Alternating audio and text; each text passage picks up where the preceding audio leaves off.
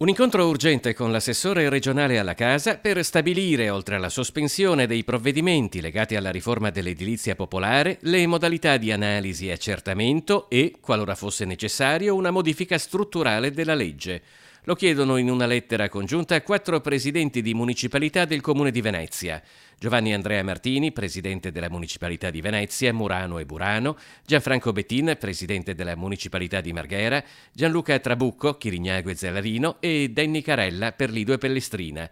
I presidenti chiedono un'approfondita fase di analisi e concertazione caso per evitare che vengano compiute, si legge nella lettera, palesi ingiustizie e incongruenze, con sfratti indiscriminati e insostenibilità economiche per centinaia di famiglie, siano esse inquiline delle case ATER o comunali. Una fase che, secondo i 4 presidenti di municipalità, doveva essere precedente alla spedizione delle lettere di sfratto, ma che a causa di quelle che vengono definite l'incapacità della Giunta Brugnaro e della sua scelta di annullare ruolo e attività delle municipalità non è stata fatta.